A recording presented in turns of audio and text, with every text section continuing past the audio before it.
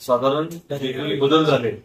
जी की आता थोडी काय म्हणतात, आधीच्या तुलनेमध्ये जी काही प्रगती झालेली आहे त्याचा अहवाल त्यांनी सादर केला. त्याच्यावरती थोडी आमची चर्चा झाली आणि त्यामुळे जो वेळ लागला त्याबद्दल सुरुवातीला मी दिलगिरी व्यक्त करतो.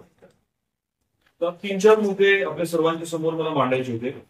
पहिला मुद्दा हा आहे की आपलं मेडिकल कॉलेज सुरू झाल्यामुळे आपल्याकडे मोठ्या संख्येने डॉक्टर्स इथे उपलब्ध झालेले आहेत आणि येणाऱ्या काळात त्या संख्येमध्ये वाढ होणार आहे.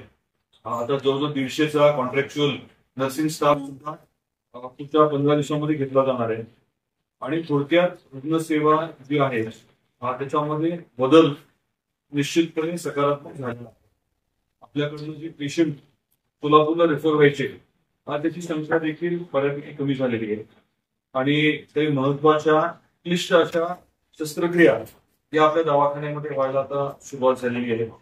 लॅप्रोस्कोपीच्या बाबतीमध्ये देखील गेल्या महिन्याभरामध्ये स्कोप आल्यामुळे ज्या गायनिक रिलेटेड सर्जरीज असतात त्याची देखील आपल्याकडे सुरुवात झाली आहे. ज्या सर्जरी साधारण बाहेर 50,000 त्यापेक्षा जास्त पैसे लागतात अशा सर्जरीज आता आपल्या या दवाखान्यामध्ये मेडिकल कॉलेजच्या अंतर्गत व्हायला सुरुवात झालेली आहे. नवीन काही स्कोप्स घेणं ही देखील प्रक्रिया होती आणि सांगण्याचा हेतू हा आहे की आपल्या माध्यमातून जनतेपर्यंत हे जायला हवं. इथे आता सुविधांमध्ये फरक पडलेला आहे. डॉक्टर्स आपल्याकडे इथे उपलब्ध आहेत. अडचणी काही असणारच आहे, सगळे एकदम ऑलवेल आहे मी म्हणत नाही, परंतु सुधारणा झालेली आहे आणि आपण सर्वांनी मिळून ज्या सुविधा इथे उपलब्ध आहेत ची माहिती लोकांपर्यंत देणं ही गरजेची बाब आहे. त्याचबरोबरीने ते जो स्टाफ आहे त्यांचं मनोबल वाढवण्याची देखील जबाबदारी ही आपल्यावरती आहे.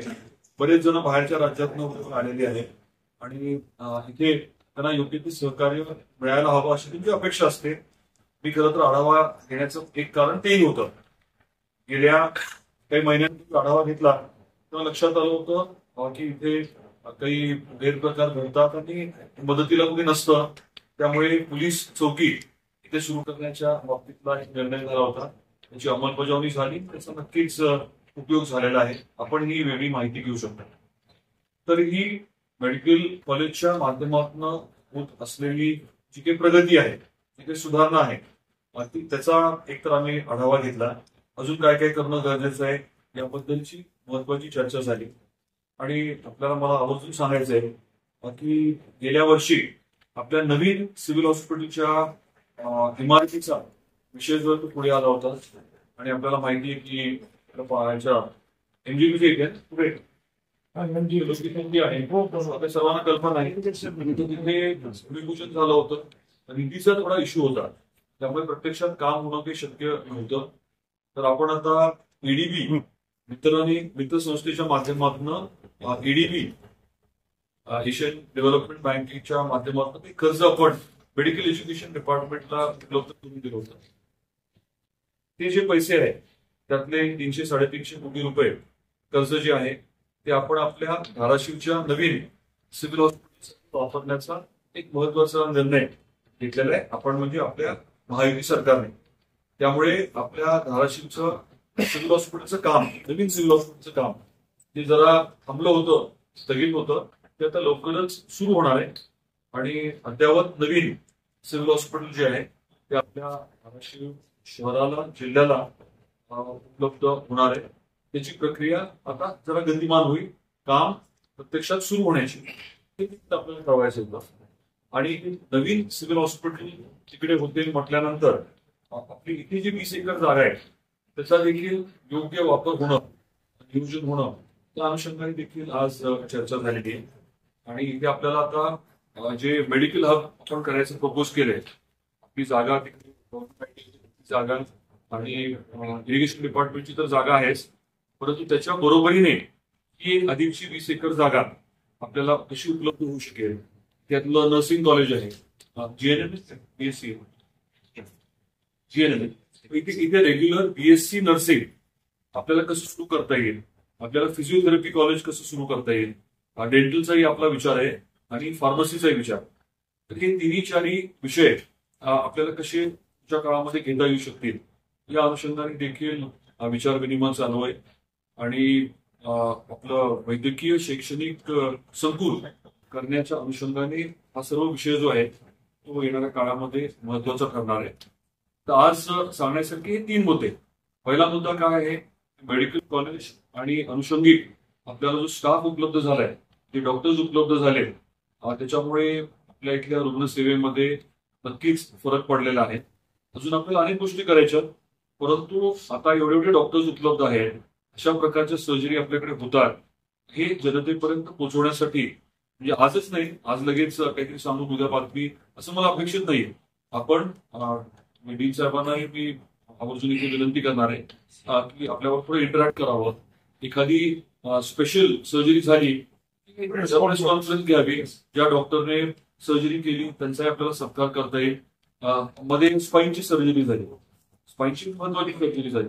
काही आपल्या चेहऱ्याशी रिलेटेड मध्ये जो एक्सपोर्ट झाला होता तुम्हाला आठवत असेल, वाशीच्या तिथे एका मुलीला वाजलं होतं. ती बऱ्यापैकी सर्जरी सगळंच इथे केलं गेलं. रात्री किती वाजता सुरू केलं ऑपरेशन?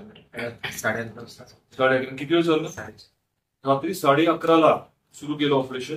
पहाटे 4-4:30 पर्यंत चाललं. डॉक्टर हैदराबादचे होते, हैदराबादचे डॉक्टर होते.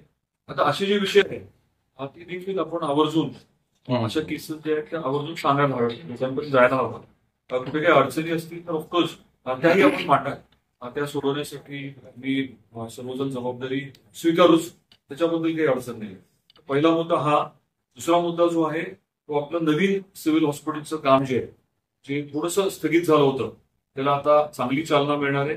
300 किती आहे रक्कम एक्झॅक्ट करा, ते एक्झॅक्ट रक्कम आपल्याला 550 नवीन सिव्हिल हॉस्पिटलचं एक्झॅक्ट काढा, आपल्याला एक्झॅक्ट फिगर मिळेल. 319 500 बेडेड. जागेचा इश्यू कसं राहायचा, जागेचा इश्यू एकच मी संपवतो. तर दुसरा मुद्दा जो आहे तो या विषयाच्या बाबतीमध्ये, आणि तिसरा जो आहे तो म्हणजे आपल्याला संकुल करायचं. अनायसा इथे GNMचं कॉलेज आहे नर्सिंगचं, इथे BSc नर्सिंग कसं करता येईल याच्यावरती आपण तातडीने आता लक्ष देऊ. आणि त्याच्याच बरोबरीने म्हणतो तसं फिजिओथेरपी, डेंटलचं जमू शकतं का, आणि त्याचबरोबरीने फार्मसीचं, अशा याच्यावरती आपलं आता पुढचे टप्पे होतील. हे सगळं जे संकुल आहे ते आपल्या मेडिकल कॉलेजच्या अंडर करता येऊ शकतं का तेही बघू आपण, नाहीतर मग ते वेगवेगळे इन्स्टिट्यूट होते, पण संकुल म्हणून एक आहे. असे 3 मुद्दे आपल्या सर्वांच्या समोर मांडायचे होते. आपले काही प्रश्न असतील तर आपण कृपया विचारा. प्रेझेंटेशन जे आहे ते आपल्याला सॉफ्ट कॉपी दिली चालेल. हे प्रेझेंटेशन आहे जनरल, ते आपल्याला सॉफ्ट कॉपी देतील. तर वैद्यकीय महाविद्यालयाच्या ज्या जागेचा प्रश्न आहे सध्या स्टेटस काय आहे, आणि सिव्हिलचं जे आपण बोललात आता म्हणजे सुविधांना पण माहिती असतील, बरेच बांधकाम चालू आहे, नेमकं कशाचं आहे ते नेमकं आता सध्या इथं पण चालू आहेत काय बांधकाम? शेजारी जे आहे ते काही लक्षात येईना की नेमकं काय होणार आहे तिथं, काय क्रिटिकल केअर युनिट आहे. आपण काय करूया, इथे आता जे काय वेगळी नोट तयार करून आपण देतो की आता नवीन कन्स्ट्रक्शन कुठले झाले. फायनली आपल्या वैद्यकीय महाविद्यालय जागेचं स्टेटस सध्या सांग. महाविद्यालयाच्या बाबतीमध्ये आपल्याला जी जागा हँडओव्हर केली उपलब्ध आहे. आपला प्रयत्न काय चाललाय की ITI ची जागा जी आहे टोटली शिफ्ट करायची. जी टेक्निकल शाळा आहे ती शिफ्ट करण्याच्या बाबतीत माझ्या मनामध्ये विचार आहे की किती शिफ्ट व्हायला. आता ह्याच्यानंतर लागणारं फंड वगैरे किती पैसे लागणार आहेत, तर आपल्या लोकांनी काढलं 40 कोटी लागतील नवीन बांधकामाला. त्याचं प्रोव्हिजनिंग कसं करायचं, त्या सर्व गोष्टींच्या बाबतीत परत एकदा आपल्याला चर्चा करावी लागणार आहे. मुख्यमंत्री महोदयांनी एकदा आढावा घेतला आणि आढावामध्ये आता जे ITI ची जागा आहे जिथे आपली एक्झिस्टिंग बिल्डिंग आहे ती तसं नव्हत्या असं त्या चर्चेमध्ये ओघ आला. पण ते तसं केलं तर काय आपली बिल्डिंग जी आहे मेडिकल कॉलेजची संकुल जी आहे तिथे मध्येच एक काहीतरी आल्यासारखं होऊन जाईल. ते थोडी बाधा आहे. तो विषय जो तो शॉर्ट होऊन जाईल, काही प्रॉब्लेम नाही. दोन्ही जागा ताब्यात आल्यात मेडिकल कॉलेज. दोन्ही जागा म्हणजे कुठल्या, आपल्याला इरिगेशनची जागा मिळाली आणि ITI ची 2 तुकडे मिळाले. एक तुकडा जिथे बांधकाम आहे ऑलरेडी तो ऑब्व्हियसली अजून मिळालेला नाही. त्याबद्दल त्यांचं उद्या कुठे जाणार ITI च्या बाबतीमध्ये आपल्याला विचार काय ते मी आपल्याला सांगतो. आपला विषय देशपांडे असा आहे की कॉलेजमध्ये जायचं का त्याचं? नाही, त्यांची इच्छा नाही. त्यांची इच्छा नाही तर दोन वेगवेगळे खाजगी आहेत, विभाग आहेत. त्यामुळे त्या विषयात मी नाही बोलणार. माझी म्हणजे मला निर्णय घ्यायचं जर काय म्हणतात कपॅसिटी असती तर मी तो निर्णय घेतला असता, तर तो संयुक्तिक होता. परंतु विभागवार त्यांचं म्हणणं वेगळं आहे.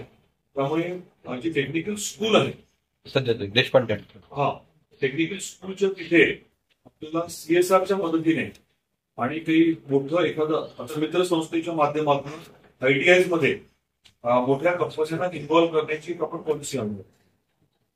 म्हणजे उद्या CSR 1 किंवा 2, 4, 5 कंपन्या आपण एकत्रित करून आपलं जे धाराशिवचं आयटीआय आहे ते एकदम फ्रेश बांधायचं. फ्रेश कुठे बांधायचं पण टेक्निकल स्कूलच्या तिथे. ही सगळी जागा आपल्याला आपल्या मेडिकल कॉम्प्लेक्सला मिळू शकेल. तर त्या अनुषंगाने पण आता काम सुरू केलं. एक मिनिट. तर तो हा जो मुद्दा आहे त्याची पॉलिसी कदाचित अजून एक 10-15 दिवसात बाहेर येईल. काही मोठ्या बिझनेस हाऊसेसशी बोलून जर ते तयार होत असतील हे एक्झाम्पल मला वाटतं टाटाजने आणि 1-2 कंपन्यांनी पुण्यामध्ये केले. टाटा इंजिनिअरिंग किंवा त्यांनी केले, भारत फोर्जवाले त्यांनी केले. त्यांनी आयटीआय बरोबर टायअप करून एकदम अद्यावत state of the art ITI केलंय. त्याच्यामध्ये मुलांना ट्रेनिंग असं देतात की मुलगा पासआउट झाला की लगेच त्याला नोकरी. त्या कंपनीला जे अपेक्षित आहे एक्झॅक्ट सेम ट्रेनिंग देणं, तो पासआउट झाला की लगेच त्याला नोकरी मिळते. आता देशपांडे जी आयडिया आहे त्या आयटीआय विचार मुली जातात. ते जर तिकडे केरला कॉलेजच्या परिसरात असुरक्षित आहे त्या जुन्या ठिकाणी आहे तिकडे ठीक आहे, पण दुसरीकडे त्यांना नाही करायचं आपल्याला. हे दोन्ही एकाच विभागाच्या अंतर्गत असल्यामुळे दोन्ही एकत्रित करून छान व्यवस्थित करून आले. एकदम जर आता बघितलं तर तिकडे फार चांगलं व्यवस्थित नाहीये. आपण एकदम चांगलं नवीन करू, पण मला थोडा वेळ द्या. तो विषय जो आहे तो मला नीट मार्गी लावतोय. प्रश्न विचारता पण मी सांगतोय की आपण त्या दृष्टीने काम काय करतो. दादा महत्वाचं काय आहे की महाविद्यालय चालू जाऊन आता पहिली बॅच बाहेर पडलेली आहे. अजून वेळ येणारी अजून वेळ आहे. परंतु ते जे आता सध्या त्यांना जे काही प्रॅक्टिकलसाठी काही मशिनरीज वगैरे आहेत त्यापैकी जागा पुरत नाही. म्हणजे नेमका आता याला कालावधी किती लागेल याच्यासाठी काय करता येईल, त्याची अडचण देत नाही. नेमकं काय सुविधा आहे त्यांच्यासाठी मग आता शैक्षणिक दृष्ट्या जे काही लागतं ते सगळं उपलब्ध आहे. उलट आता इतर कुठल्याही मेडिकल कॉलेजला नाही असं आपण नवीन सुरू केलंय. एम्स बरोबर आपण काय एक लेक्चर झालं गेल्या महिन्यात. आता या पुढच्या आठवड्यात येणाऱ्या मंगळवारी एम्सचं दुसरं लेक्चर आहे. म्हणजे एम्सचे प्रोफेसर आपल्या मुलांना शिकवणार आहेत, एम्स नागपूरचे. त्यामुळे असं नाही की प्रॉब्लेम आहे. काही लोकांच्या ज्या अडचणी आहेत, मुलांच्या अडचणी सोडवत आपण चालू आहे. कुठल्याही नवीन मेडिकल कॉलेजला सुरुवातीला थोडे इश्यूज असतात, पण आपण हे मिनिमाइज करतोय. आपल्याकडे पेशंट लोड चांगला आहे, स्टाफ आता आहे बऱ्यापैकी. हो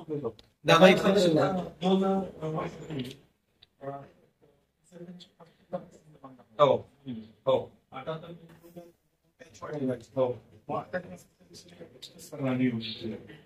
प्लॅनिंग झालं. आता एक बांधकाम दुरुस्ती चालू आहे. हो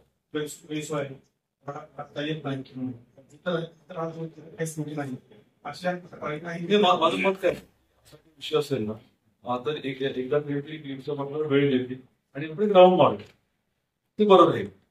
कारण अशा जे मी कमेंट करणं योग्य फॅक्च्युअल बघू आपण. नाही आपण असं ना घ्यायचं नाही. आपण असं बोलून उपयोग नाही त्यांना दाखवा.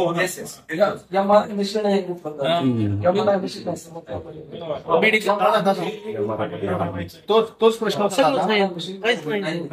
आज सुविधाबद्दल धन्यवाद. मालिकांना बाहेर जावं लागतं सामना करून कधी गायब झाले कधी पण अप्रॉक्सिमेटली किती दिवस